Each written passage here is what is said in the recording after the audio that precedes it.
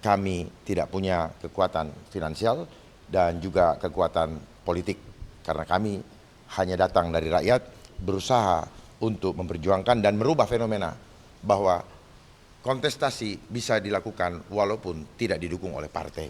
Terima kasih rekan-rekan wartawan. Sore hari ini kita sudah melihat hasil quick count dan hasilnya kami anggap ini adalah suatu kemenangan bagi kami. Karena selama ini kami ditekan di angka 3% sampai paling tinggi 5%. Dan kenaikan yang cukup signifikan dengan kemampuan yang sangat minim. Tetapi puji Tuhan, alhamdulillah hasilnya buat kami sangat menyenangkan dan membanggakan. Karena apa? Inilah hasil kerja nyata daripada semua relawan yang ada, di mana kami sudah berusaha maksimal untuk menyadarkan seluruh rakyat Jakarta akan bahaya potensi pandemi yang akan terjadi ke depan. Ini adalah hasil efektif yang bisa kita semua dapatkan, dan kami menghimbau kepada semua relawan untuk tetap tenang, ikhlas menerimanya, dan kita sama-sama bersiap dan seluruh warga yang ada di Jakarta untuk berhadapan dengan potensi pandemi berikutnya. Karena saudara-saudara semua, saudara-saudara saya warga Jakarta sudah menjatuhkan pilihannya.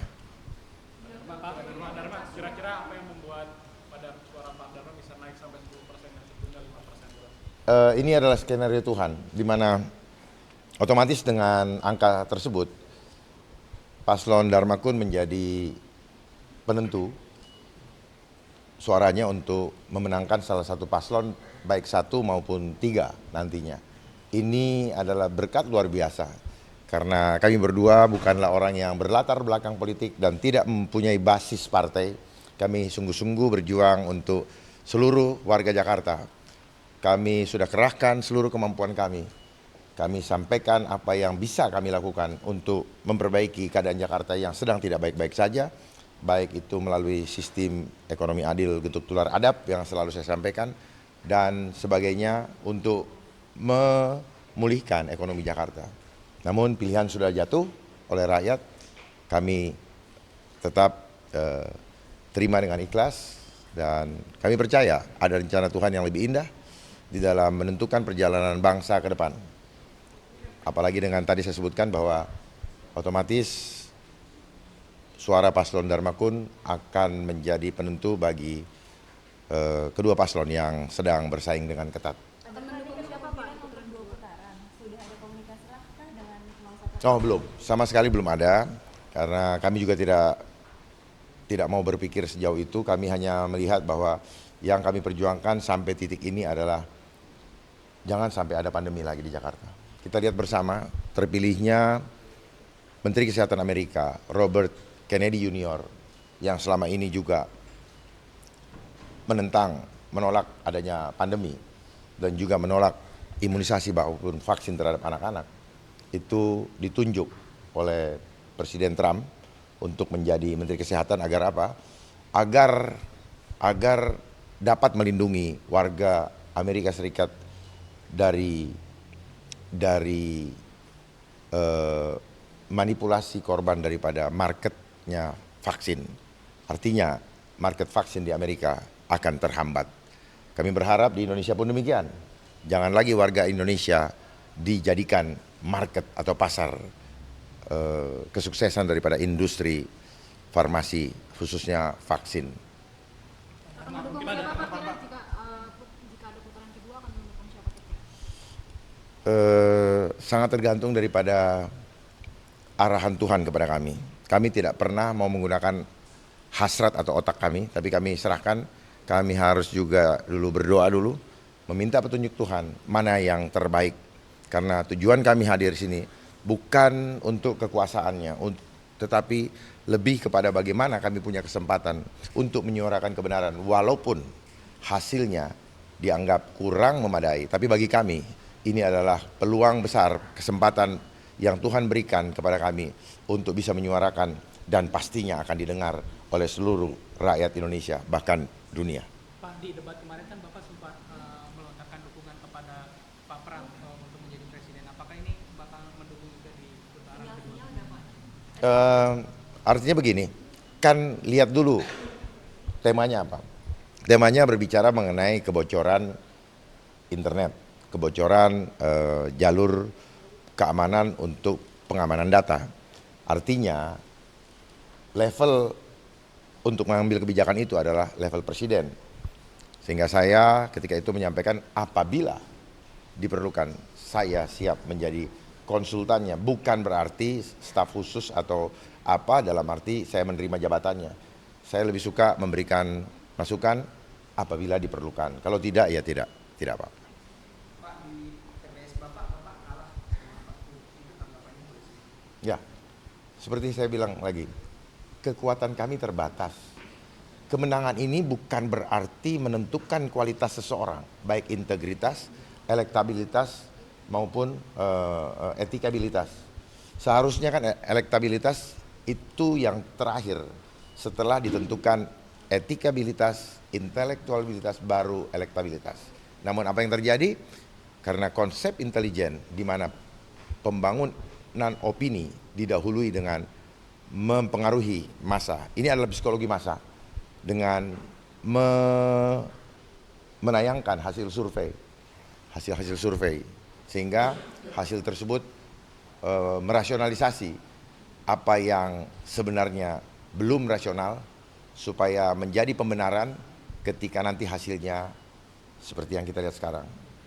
Tapi buktinya hasil survei yang kemarin bertolak belakang dengan hasil survei hari ini, membuktikan bahwa sebenarnya ada sesuatu celah di mana kita bisa lebih baik lagi manakala kami yang mengendalikan hasil survei, karena kami yang meminta untuk angka berapa kami berada dalam posisi itu. Itu sebenarnya.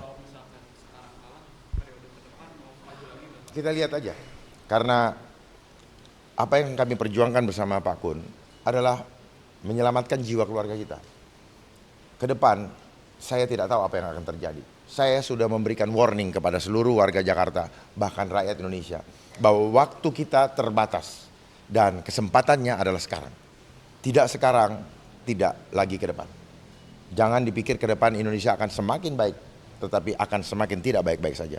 Saya tidak menakut-nakuti, data sudah jelas, dan kemudian Pak Prabowo juga pernah menyampaikan bahwa tahun 2018, bahwa tahun 2030 nama Indonesia hanya tinggal nama. Artinya nama negara Indonesia masih ada, tetapi sudah di bawah kendali asing secara total. Di mana nanti rakyat waspada, kita akan berada dalam antrian panjang untuk menerima yang kita kenal dengan makanan gratis. Kita telah menjadi budak karena kita tidak mau berpikir cerdas, tidak mau merubah diri.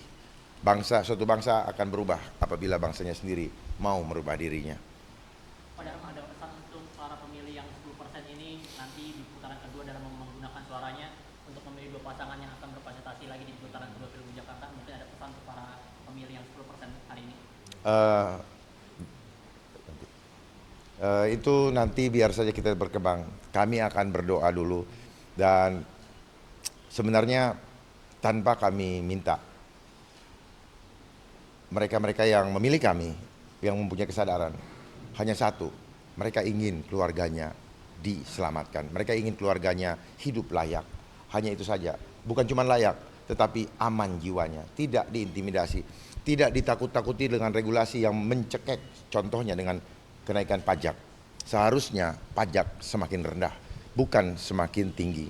Semakin tinggi menunjukkan bahwa rakyat merasa diperas. Dengan kondisi ekonomi yang semakin menurun karena akibat inflasi, rakyat makin menderita. Saya berharap siapapun nanti yang memenangkan kontestasi ini, tetap tolong titip rakyat.